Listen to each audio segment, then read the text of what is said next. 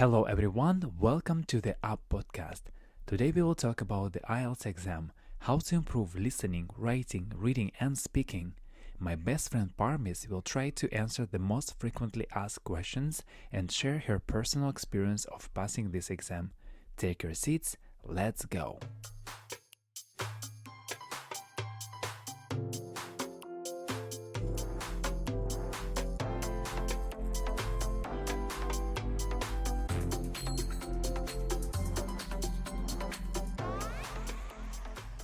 How is it going? How are you?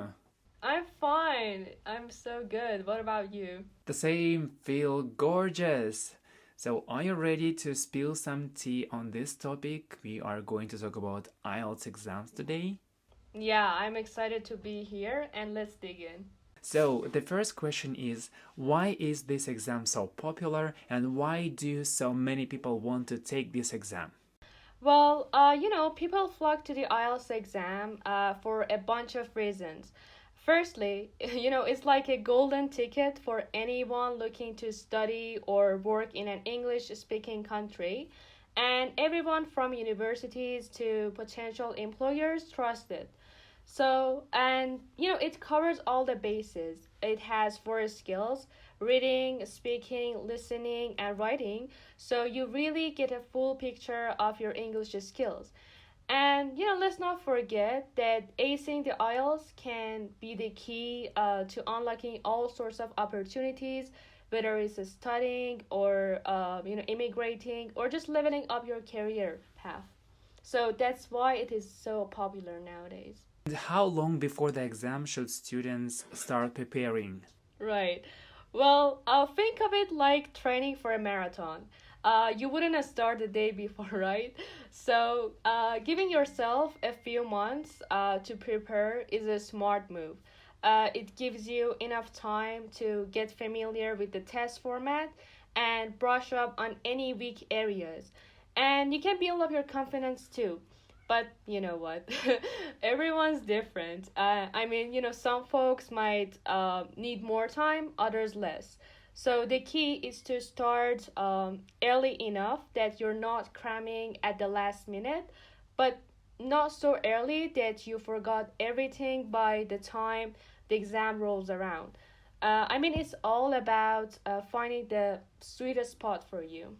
So, and let's think that someone wants to pass IELTS. So, where to start preparing? We can say that start by getting your hands on some study materials.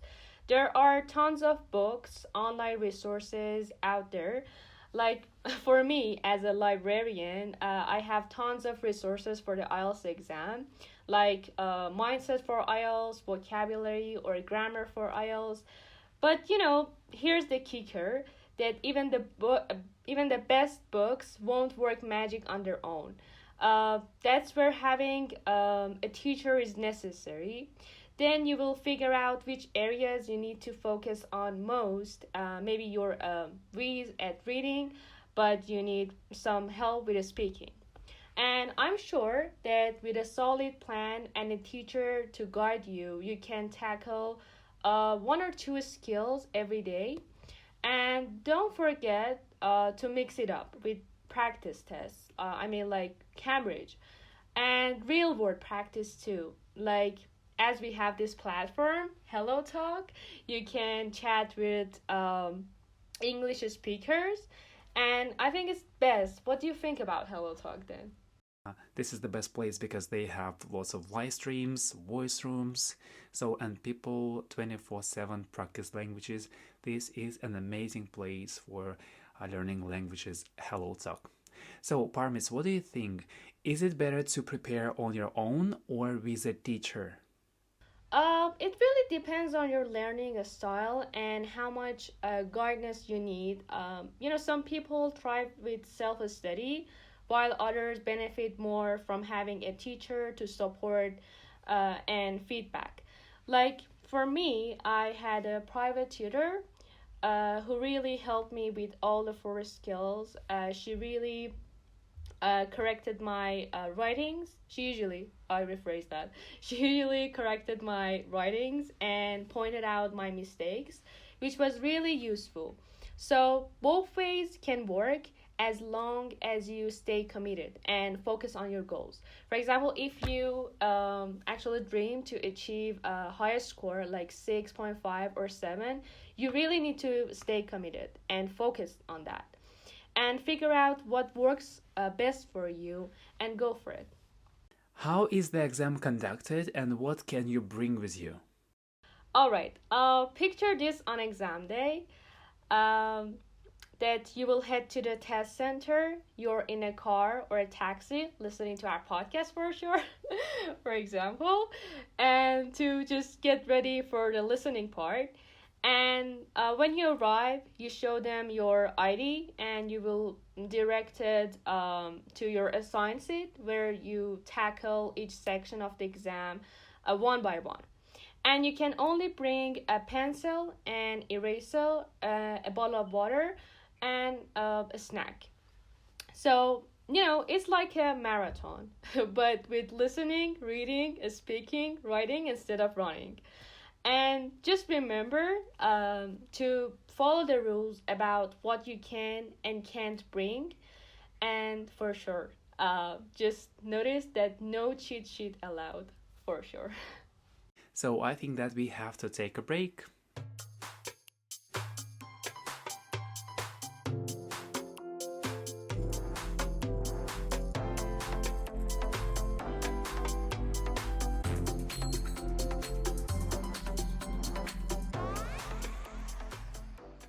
We are back. So, Parmis, let's talk about writing, listening, reading, and speaking. So, briefly, shortly, how to prepare for writing. For writing prep, it's all about practice, practice, and practice. It's all about practice. I mean, get yourself a tutor who can check out your writing and give you some pointers. Then dive in and write as much as you can every day. I did this and I improved my writing from 5 to 6. It was really hard, but I did it. I almost wrote writing every day and practice these two skills. And I know it's hard to do it every day, especially when there is two tasks of writing. But the more you write, the better you will get. And don't stress about making mistakes. That's how we learn it. Just keep going and just learn from your mistakes and watch your writing skills soar. That's all the way it works. Okay, so what do you think about listening? Well, talking about this part, to ace the listening section, get cozy with BBC's 6 Minute English podcast. I mean, it's the best podcast to learn new vocabularies and improving your listening. And binge watch some British movies or TV shows. This way you will tune your ears to different accents like British or Australian, and practice regularly, focusing on details and try to simulate exam conditions. And this is really important.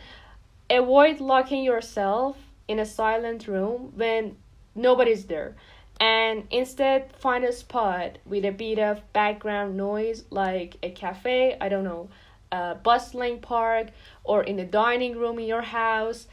Like, that you just it help you stay focused and calm even when someone's talking to themselves or whispering in the center.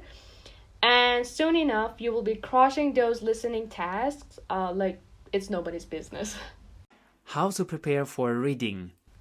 Well, the reading section is all about your English level. Like, if your level is advanced, so you probably can read fast and understand many vocabularies in a text. But if you're a beginner, it would be hard to read fast and understand the main point of the reading. So I suggest download News in English on your phone and listen to audio and change the levels to boost your skills. And you can also read English magazines and practice skimming and scanning to techniques to get the hang of finding information quickly. How to prepare for speaking? Well, I love this part. it is hard and easy at the same time. I remember I was struggling talking in front of the mirror and asking the questions and answering them, and it was so boring. But I really did this and didn't work for me. But I found Hello Talk app where you can engage with English speakers, and this practice not only helps improve your language skills, but also boosts your confidence in discussing a wide range of topics. Because in speaking, we have to show our ability to talk about almost anything. So if you make it a part of your daily routine, you will see some awesome progress. It's time for uh, the wild part of the episode, how to organize your time for preparation so as not to go crazy. Yeah, it's a good question. Well, as I mentioned earlier, and we talked about it in our last episode, it was about time management. Using a planner is a key for keeping your prep on track. So you could split it up. Like, for example, I'm going to practice speaking, reading, and vocabulary on even days, and tackle writing, listening, and grammar on odd days. This way, you will cover all your bases without feeling overwhelmed. What are some tips if you don't have a lot of time to prepare? Because some of my students they say, teacher, then so I have to pass IELTS tomorrow. So if you don't have like years to prepare for IELTS, what do you have to do? It's kind of funny that people talk about these things. Like, I just have 1 month or I just have 1 day to get prepared. Well, it's not really like that. It doesn't work like this. For the IELTS exam, depends on your level of English and your dream score. You need at least 1 to 2 years. But if time's tight, okay, focus on high impact skills like writing or reading, and prioritize practice tests to identify weak areas. And you can target those weaknesses with focused study sessions. You can use resources like flashcards for quick review and write as many as possible. And aim for consistency rather than cramming. And and remember to stay positive and calm during your prep. For example, my aim was 6.5, and I spent 1 year studying for the IELTS exam. And I had a private tutor too to help me, but I was really in two minds about taking it on September 15th because I had to take the final exam of my school too. So when I got the results, I was surprised that I got my dream score, like 6.5. It's amazing. And I can say that as long as you pray and believe in your dreams, anything is possible. What to do if the examiner asks a question to which you don't know a clear answer? Picture this. You're sitting in the exam room, feeling confident until the examiner throws a question at you that feels like it's in a whole different language, like it's Chinese. And instead of, sweating bullets and trying to bluff your way through, take a deep breath and keep it real. You could say something like, wow, that's one got me stumped. But you know what? It reminds me of this one time when I faced a similar challenge. And just keep going. Then dive into a story that illustrates how you tackle tough situations or learn from your experiences. It's all about showing your ability to think on your feet and adapt. Even when things don't go according to your plan, you can just keep going and don't stay quiet. After all, once the exam is passed, what can you do? Well, after you pass this test and you got the results that you want, well, you can see that you have lots of opportunities. You're unlocking all sorts of opportunities, whether it's studying abroad, immigrating, or just leveling up your career path. Nowadays, many institutions and jobs need this, kind of certificate for English, that you have this ability to talk in English as your second language.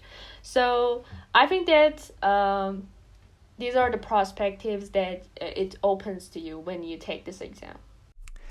Parmes, I want to say thank you from the bottom of my heart. I think today's episode was very useful for our listeners. Thanks for having me. I'm so happy to be here with you. Next time we will discuss equally important topics, so we recommend that you subscribe. And if you want us to discuss a specific topic, leave a comment on this podcast. We wish you success in everything. Learn, develop, and don't forget to have fun. See you next time. Bye!